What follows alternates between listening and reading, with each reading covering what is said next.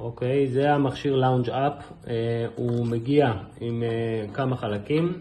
זה צינור, במידה ואנחנו רוצים לחבר אותו למערכת מיזוג או להכניס אותו בתוך ארון ולהוציא את הריח עם צינור החוצה, תכף אני אדגים איך עושים את זה. מדבקת סיליקון מאוד חזקה, חד פעמית, נדבקת, ואי אפשר להסיר אותה אחרי זה. אז לכוון טוב טוב לפני שמדביקים, ואחרי שמדביקים ללחוץ עם הגודל ממש ממש חזק עד שזה מוצמד ממש טוב ואין בועות בכלל.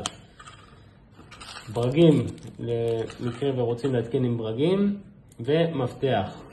את המפתח אנחנו נכניס פה, נפתח,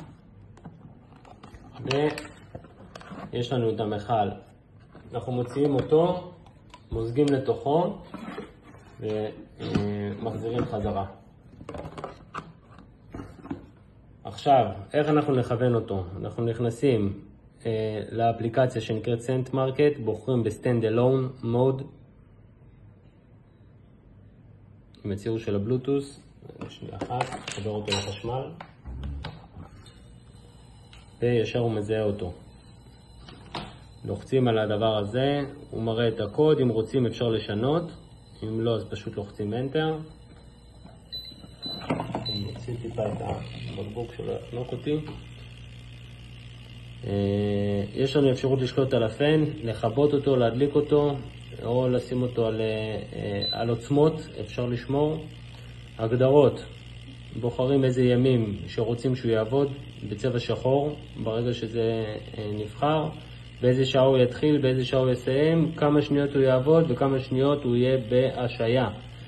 כמה שהוא יעבוד יותר, זה מה שהגענו אומר, כמה שהוא יעבוד יותר ויהיה פחות בהשעיה, כך יהיה יותר ריח. תוכנית מומלצת לדירות רגילות של 5 חדרים, זה 10 עבודה, 50 השעיה.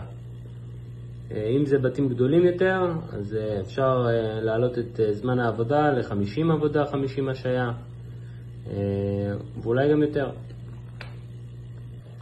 לגבי חיבור של הצינור, לוקחים איזשהו סכין או משהו, יש פה למעלה את הצ'ופצ'יק, אנחנו נרים אותו למעלה, ונחבר את הצינור מפה. ממש לדחוף אותו עמוק עמוק עמוק, הכי חזק שאפשר. מחברים אותו לפה, וזהו, והריח עכשיו יצא מהצינור. אפשר לראות את הידים יוצאים.